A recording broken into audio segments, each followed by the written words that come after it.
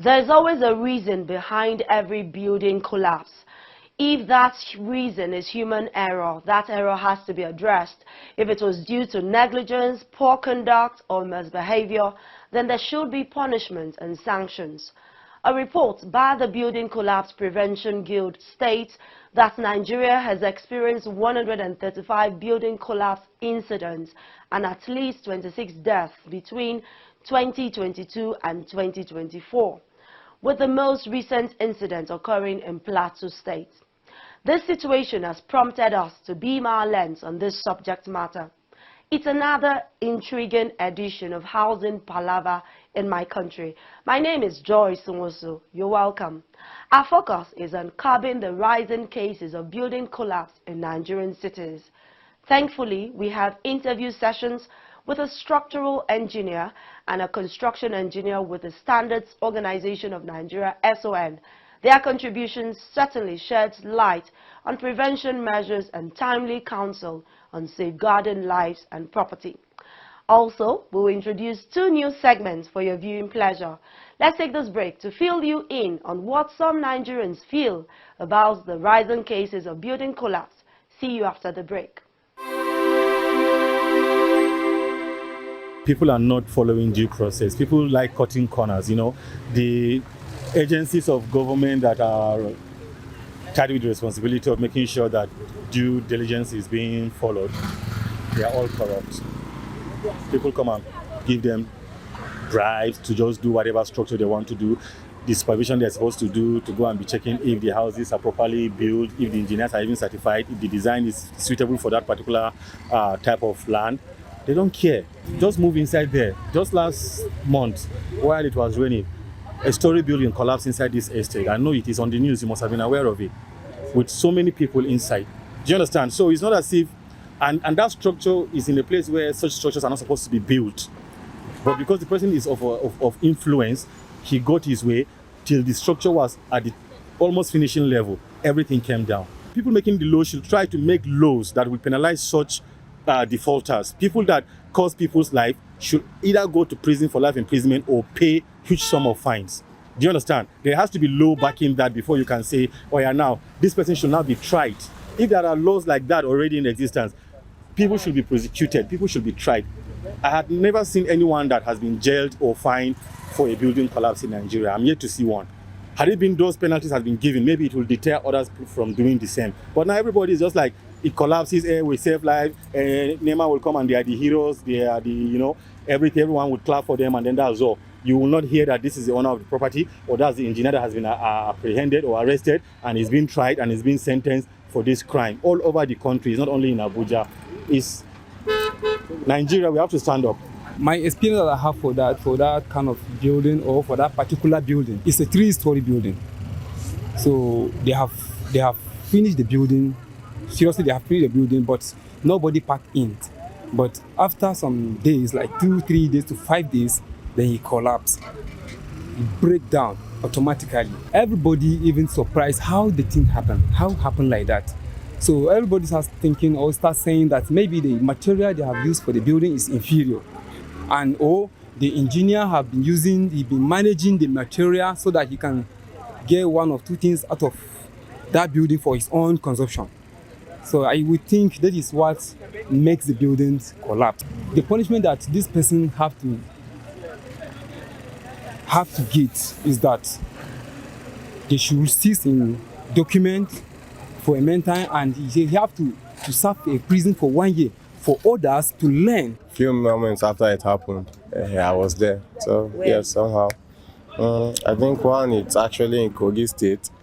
And then the other, I think there was one that happened at Trade Mall some time ago. Most of these collapses we see are actually, most of those faults actually comes from the architect and even developers who really don't look into the future of a geographical environment. They're few, they just come, they sell you land, you get this land, you build anything.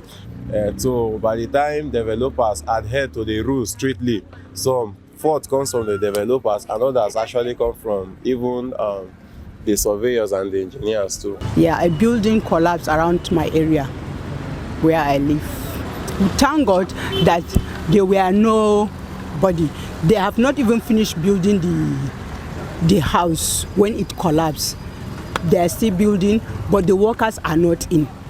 It rained heavily that day, and in the night, in the morning, we just hear boom, the building collapsed from top down. I think the materials they use is inferior. I think maybe the contractor must have managed, which is very, very bad.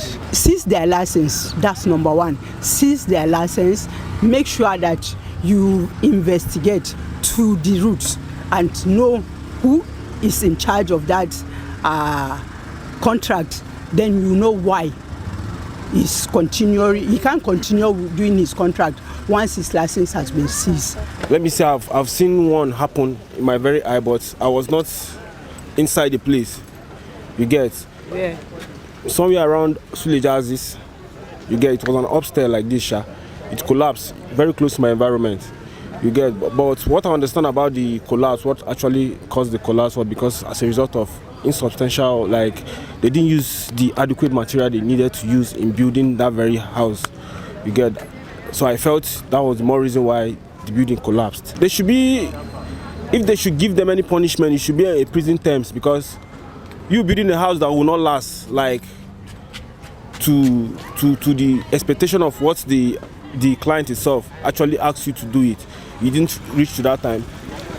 Now prison, I mean the best way if you say you do for them.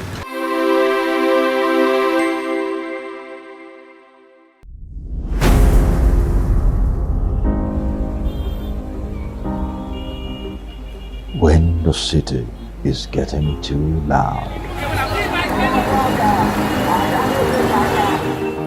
you need a home.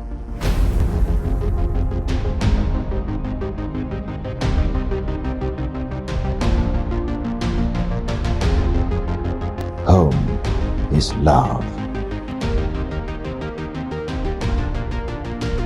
peace, and tranquility.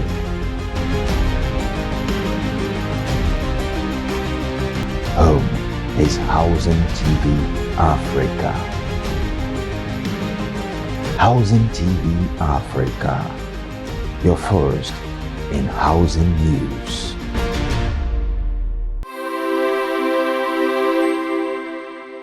The recent trend of building collapse incidents has raised concerns about the safety and integrity of structures across the country. According to the Building Collapse Prevention Guild, the first building collapse in Nigeria occurred in October 1974 in Oyo State, resulting in 27 deaths. Since then, there have been numerous incidents, including the tallest building collapse in Lagos on November 1, 2021, which killed 52 people. The Guild stated that in 2022, a record of 62 building collapse cases were reported nationwide, with Lagos accounting for 20 incidents. The following year, 2023, saw 52 recorded collapses, with Lagos leading again with 17 incidents. As of 2024, there have been 17 recorded building collapse cases, with Lagos having 5, Anambra having 3, and Kano, Niger, and Plateau State having 1 each. Also, you'll recall the one that happened in Edo State recently, where some students were trapped in a collapsed building. Investigations have shown that professional ineptitude, including excessive loading, use of substandard materials, faulty design, poor workmanship, and weak foundation, contributed significantly to the collapses. Let's take a trip to an expert in the field of building and construction. When you want to commence your design, the first thing is get the calculations of the materials that you are loading. When you know the calculations of what the entire component you are using is, then use this against the soil condition, which means the soil too need to have been tested. Can I load this load on this soil? Will it take it? And some of the collapse we are even seeing in recent time for new buildings are overloading on the soil that cannot take it. Poor soil assumption. And that's why you see at the development authorities, they are asking for soil reports. And this soil report should not be done by cracks who don't know what to do. should be done that people that will evaluate the geotechnical situation of the soil and give you the strength of the soil on which you want to load a certain load. So these are paramount things that a sound-bred and thoroughbred engineer must know. The engineering society have been trying their best. Current has been trying their best. You find out in all the state now, there is a current monitoring team that goes to check this construction. However, the cracks are still at it. When I say the cracks, the people that are not professionals are the ones that are getting these jobs. Now, when you give someone that is not in the building line a construction job to do, he's just a contractor. He doesn't have the sound engineer that will check whether the design that they have even been given is correct. Not to talk of implementing it on site. We are bound to have these structural failures that is leading to this collapse. Ordinarily, engineering designs of buildings are designed to a limit state of minimum 100 years. If everything is gotten right from the design stage, the use of materials on site, the strength of the materials, the right materials, these buildings are not supposed to be under stress. But when the design is gotten right and on site, the materials is not gotten right, the kind of material that is specified is not what is being used. You'll find out that sometimes when we design and we said, space the reinforcement at 150 center to center, the contractor that doesn't understand the reason why the engineer says 150 will take it to 200 and sometimes 250. Now, you are already increasing the stress of that component.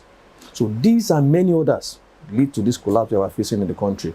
So until we get it right, when our health and safety is put into consideration at every facet of the construction, that there's somebody checking and rechecking, then we'll begin to get it right. There are different types of cracks. There are horizontal cracks and there's the vertical cracks. Then there are also the superficial cracks which result from rendering, probably poor adequate mix of rendering. Those are not concerns. They are just superficial. But when you have deepening horizontal cracks and deepening vertical cracks, that's a sign of concern that that building is under stress. In fact, vertical cracks will continue to enlarge. That tells you that the structure around that area is overstressed and is telling you that something is happening which must be investigated. Horizontal is even more dangerous because when you have an horizontal crack, that building can collapse anytime. In fact, it can be instantaneous because there's already subsidence in the foundation. So cracks, depending on what you call cracks. But when you see an horizontal cracks and a vertical crack that is widening over a certain period of time, quickly flee that building. Yeah, definitely. Earlier on, I said that we design under the limit state design for 100 years for residential, which means when you have gotten the design right and you have used the right material, the building is supposed to stay at least 100 years. Now, to make it stay that 100 years, there are things you must continue to do at intervals. There's the renovation aspect, there's the support aspect, there's also the investigation aspect at periodic. For example, now, if you put a roof over a structure, you don't expect that roof, even though the building is supposed to last 100 years, you need to maintain it. There's wear and tear coming on these structures. There's also the change in use affecting the stresses in the various components of the structure. So from time to time, you need to renovate your structure. You need to repaint where necessary. You need to buttress areas where you see that there's increase in stress. You may have designed a building and the building is using already 20, 25 years, and you begin to see that the system in that building also gets weakening by the day. Just like someone is growing old too. Such are these materials too. At a point in time, they will begin to disintegrate. And when you begin to notice that, then you add support here, you add support there. So, but in a fair view, when you look at it, say between 75 and 100, but we design for 100 years under the limit state design. Yes. When you have given your job to a professional, you rest. You don't need to do anything. Just make sure that the engineer you are giving to is licensed. It's registered, if it is in Nigeria, licensed by Current, which is the regulation of engineering in Nigeria. Once that engineer has that certification and is a member of Nigerian Institute of Engineers, you can ask for these things before you give job to them. In fact, that's what the bodies are doing now, that before you give job to anybody in the engineering, ask for their certifications. with the professional bodies to know that they know what they are doing. So once you give your job to that consultant, to that professional, go and rest. Let them do their job. These cases of building collapse, unfortunately, has continued to happen, especially in areas where we can refer to as urban centers, centers where professionals and professionalism should be extolled to the highest. The challenge we have now is government's enforcement of its laws. There is a need to punish those who have been found wanting in the past. Until measures are put in place to punish offenders, the situation would remain the same. The issue of building collapse has been of great concern to the Standards Organization of Nigeria. It has so many negative consequences, and due to the cost of building collapse, the Standards Organization of Nigeria decided to look at the things that are actually needed to address the menace. Building collapse, to standardize the building and construction industry in general, you need standards. Standards are actually the first thing you need to standardize the building and construction industry. And SON over the years has developed so many Nigerian industrial standards and codes of practices for building construction materials and for the building practice itself. In an effort to address this menace, the Standards Organization of Nigeria constituted the National Standardization and Quality Assurance Committee in Building and Construction Industry in 2017, which identified some of the causes of building collapse, to include the use of substandard materials in the industry, the prevalence of quacks in the industry. So many causes. There's actually not a single cause for building collapse. There are so many causes attributed to building collapse. Sometimes it could be as a result of change of use, changing a domestic residence to a factory building, housing equipment and machines that were not designed to be installed in the building. So there are so many causes. Basically, our efforts in the organization have been in development of standards. Then the organization also has a twin conformity assessment programs which were put in place to ensure that both locally manufactured products and imported products conform to the requirements of Nigerian industrial standards or approved equivalents before going into the market. For the control of our locally manufactured products, including building materials, we have the mandatory conformity assessment program, MANCAP, which was put in place to ensure that all locally manufactured products conform to the requirements of the relevant Nigerian industrial standards before going into the market.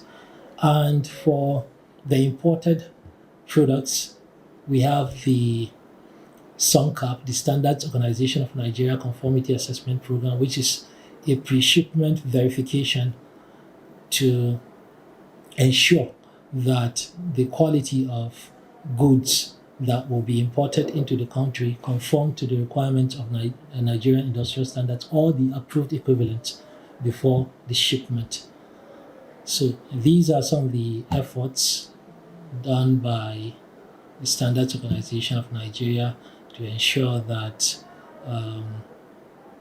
building materials are standardized and to reduce the incidences of building collapse. I think with some of the particular efforts made to ensure that the issue of building collapse is addressed is the setting up of the various committees at each and every state to investigate building collapse whenever it occurs. Next is our new segment, Inspire, a golden moment of inspiration from landlords and to-be landlords. For Pius Ozimede, if you desire to build your own house, you will need determination and resilience to take one step at a time. My name is Ozimede Pius. I'm from Edo State. I was born and brought up in Kaduna. For a while, I came to Abuja. That is, in 2004, I came to Abuja to hustle my work. I'm a welder. And I started learning this my work since 1990 when I was in school, in Army Children's School. As I was schooling, I was also learning my welding work.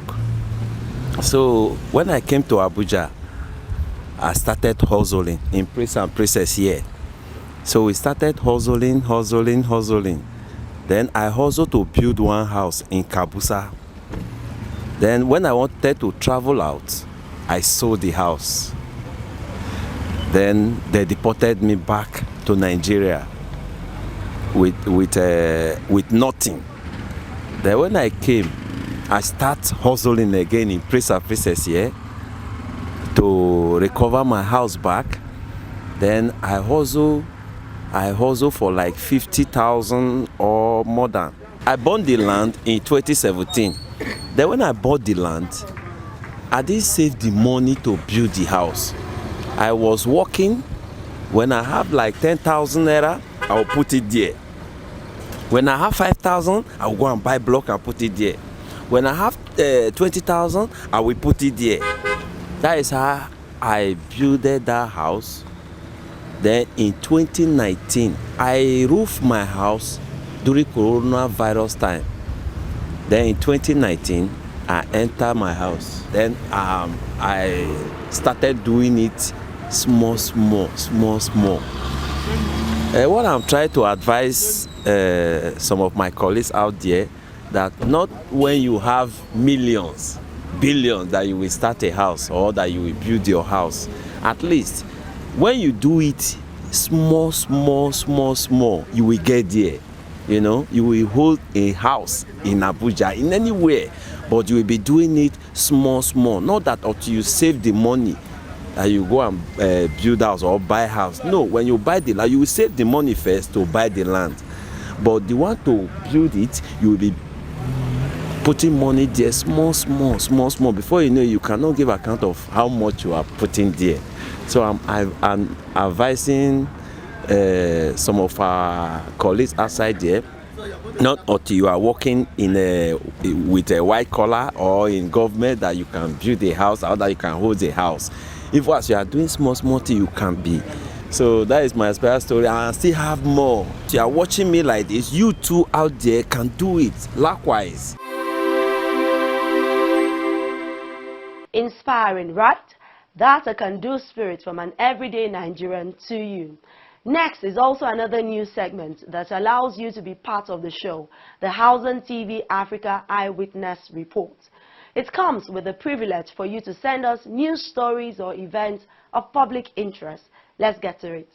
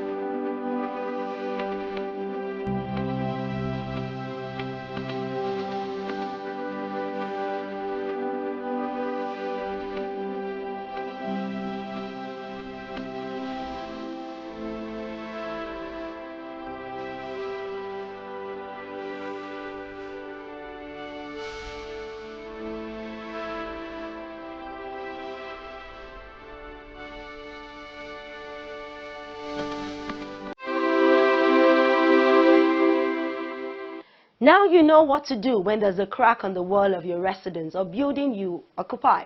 It's always ideal to find out the lifespan of the building you're always on. Just ensure you stay sound and safe. Don't forget to follow our catchy housing content at Housing TV Africa on our social media handles. Also visit Buy House Nigeria for the latest and genuine opportunities in the real estate world. Thanks for your time. I'm Joyce Nwosu. Bye for now. We don't have road, and you see at times if it is raining, you will see a lot of people will go by the roadside. They'll be thrown dirt on the main road. We also doesn't have toilet. You will see a toilet, you will see up to 30 tenants. They are using one. You can't leave your door open, go and buy something. Before you will know, Babambola will enter. By the time you will take them to police station, 1 hour is too much. The police people will release them. In fact, we don't know what is happening. Your plight, your concerns, your issues related to housing, livelihood and social development. This is why we've established Housing TV Africa. Keep a date with us on Star Times and DSTV 24/7. Housing TV Africa, your first in housing news. Visit Housing TV Africa on YouTube and click on the subscribe button. Subscribe to Housing TV Africa to stay updated on latest happenings in Nigeria's housing sector. Follow our social media pages, like and share our posts on Facebook, Housing TV Africa, on Twitter, Housing TV Africa, Instagram, Housing TV Africa. Join the conversation and keep up with latest housing updates. Housing TV Africa, your first in housing development broadcasting.